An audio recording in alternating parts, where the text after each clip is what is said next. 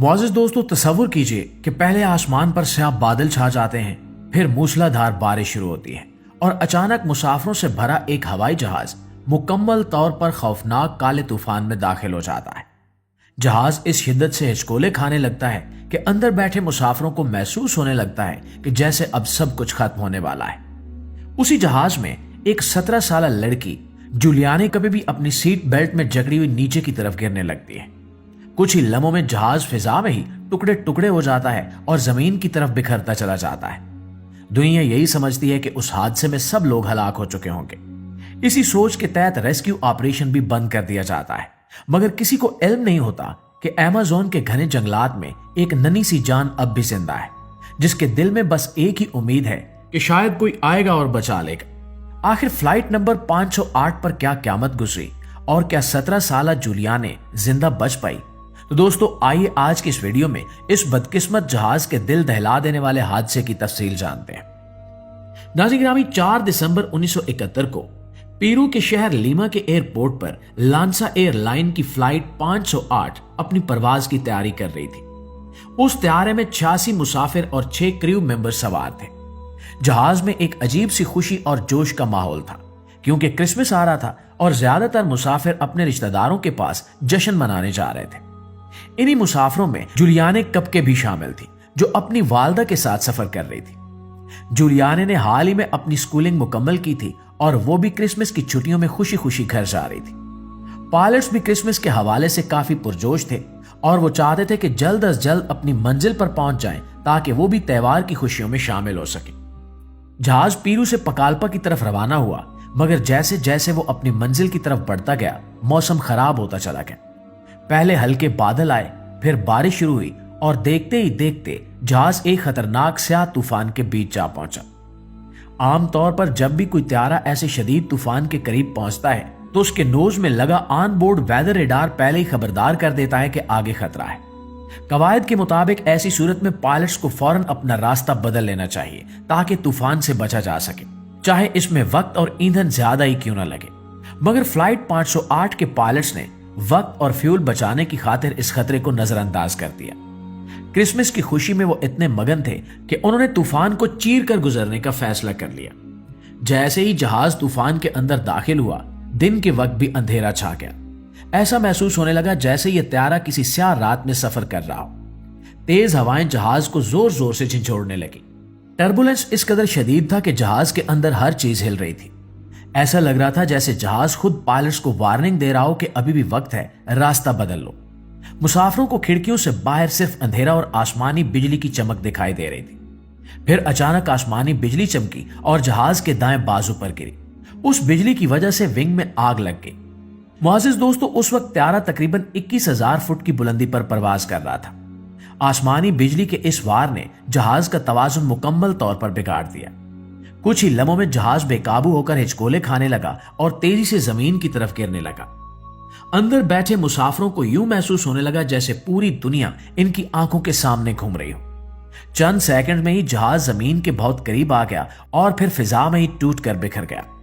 उस दौर में एयर ट्रैफिक कंट्रोल इतने जदीद नहीं थे कि वो त्यारे को लम्हा ब लम्हा ट्रैक कर सकते, इसलिए किसी को फौरी तौर पर अंदाजा नहीं हो सका कि फ्लाइट 508 पर क्या क़यामत गुजर चुकी है।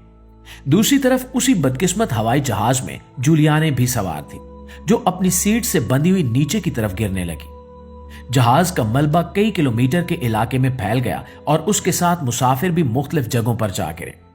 जब पायलट्स की तरफ से कोई रिपोर्ट ना आई तो एयर ट्रैफिक कंट्रोल को भी अंदाजा हो गया कि कुछ न कुछ खौफनाक हो चुका है। उन्होंने राब्ता करने की कोशिश की, मगर कोई जवाब नहीं मिला। चंद घंटों बाद रेस्क्यू हेलीकॉप्टर्स भेजे गए, मगर अमेज़न के घने जंगलात में जमीन पर पड़ा छोटा छोटा मलबा नजर ही नहीं आ रहा था।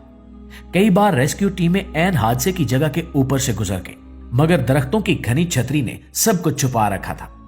आखिरकार चंद दिनों की तलाश के बाद सबने यही मान लिया कि उस हादसे में कोई जिंदा नहीं बचा और यूं रेस्क्यू ऑपरेशन बंद कर दिया गया। लेकिन हकीकत यह थी कि हादसे के तकरीबन 5 घंटे बाद, जब हर तरफ खामोशी छा चुकी थी और किसी मुसाफिर की आवाज तक सुनाई नहीं दे रही थी, एक लड़की अब भी जिंदा थी, जूलियाने कपके, जिसका दिल अब भी धड़क रहा था। वो तकरीबन 5 घंटे तक एक दरख्त में लटकी रही, फिर उसकी आंख खुली। किसी तरह उसने अपनी सीट बेल्ट खोली और नीचे उतर आई। उसका कंधा बुरी तरह से जख्मी हो चुका था। सीने की पसलियां टूटी हुई थी और पांव की हड्डी भी क्रैक हो चुकी थी, मगर इसके बावजूद वो लड़खड़ाते हुए खड़ी हुई। उसने फौरन अपनी मां को तलाश करना शुरू किया।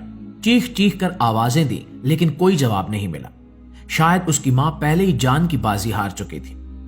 मुअज़्ज़िज़ दोस्तों, आंखों में सोजन की वजह से जूलियाने एक आंख से ठीक तरह देख भी नहीं पा रही थी। मां को ढूंढते ढूंढते वो थक कर बैठ गई और उसे अंदाजा हो गया कि शायद वो जहाज में सवार वाहिद जिंदा बचने वाली है। वक्त गुजरता गया, शाम हुई और फिर रात का अंधेरा छा गया। उस हालत में नींद आना नामुमकिन था। ऊपर से जंगल के मच्छर और कीड़े मकौड़े उसे काट काट कर मजीद कमजोर कर रहे थे। अगले दिन तक उसने 24 घंटे से कुछ नहीं खाया था, जिसकी वजह से उसे चक्कर आने लगे। मलबे में तलाश के दौरान उसे एक मिठाई का डिब्बा मिला। उसे खाते ही उसके जिस्म में कुछ ताकत लौट आई। कई बार उसे हेलीकॉप्टर की आवाज सुनाई देती, मगर घने जंगल की वजह से ना वो उन्हें देख पाई और ना ही रेस्क्यू टीम उसे देख पाती। दूसरे दिन तक उसके पास खाने को कुछ भी नहीं था।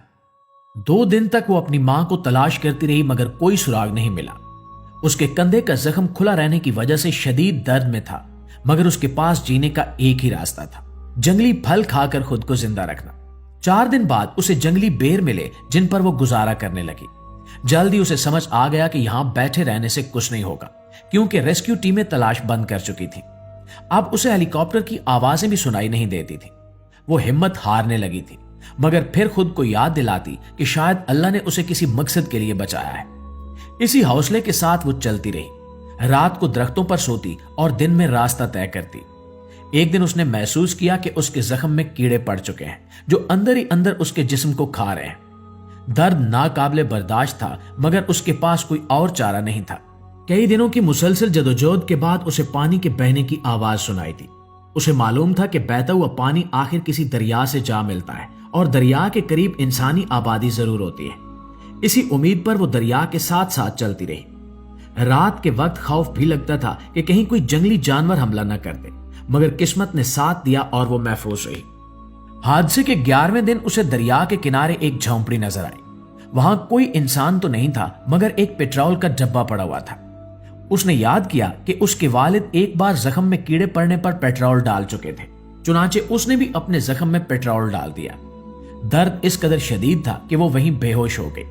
जब होश आया तो उसने देखा कि कुछ लोग उसके पास खड़े हैं और हिस्पानवी जबान में बात कर रहे हैं। जूलियाने को हिस्पानवी आती थी, इसलिए वो अपनी कहानी उन्हें सुना सकी। लोगों ने फौरन उसकी मदद की, जख्मों का इलाज किया और चंद घंटों बाद उसे एयरलिफ्ट करके अस्पताल पहुंचा दिया। जूलियानी की मदद से त्यारे का मलबा भी तलाश कर लिया गया और इसकी मां की लाश भी मिल गई। डॉक्टरों के मुताबिक उस जहाज में सवार 92 अफराद में से सिर्फ जूलियाने नहीं, बल्कि 14 और लोग भी हादसे के बाद जिंदा थे, मगर रेस्क्यू न मिलने की वजह से वो सब जाँ भाग हो गए। नाज़रीन, माहिरीन का कहना है कि जूलियाने की सीट ऐसी जगह थी जहां वो निस्बतन मजबूती से जकड़ी रही। इसी वजह से वो आखिरी लम्हे तक अपनी सीट के साथ बंधी रही और बच गई। कम उम्री के बावजूद उसने जो हौसला और जुर्रत दिखाई वो वाकई नाकाबिले यकीन है। बाद में उसने शादी की और आज एक खुशगवार जिंदगी गुजार रही है। इसकी कहानी हमें यह सिखाती है कि उम्मीद कभी नहीं छोड़नी चाहिए, क्योंकि बाज औकात मौत से सबसे तारीक लम्हों में ही जन्म लेते हैं। दोस्तों, फ्लाइट नंबर 508 के इस हादसे के बारे में जानकर आप लोगों को कैसा लगा, कमेंट सेक्शन में जरूर बताइएगा। वीडियो अच्छी लगी है तो इसे लाइक और शेयर करके हमारी हौसला अफजाई भी जरूर कीजिएगा। इंशाल्लाह आपकी खिदमत में हाजिर होते हैं एक नई वीडियो के साथ। तब तक अपना, आसपास के लोगों का, अपने प्यारों का ढेर सारा ख्याल रखिएगा। अल्लाह निगहबान।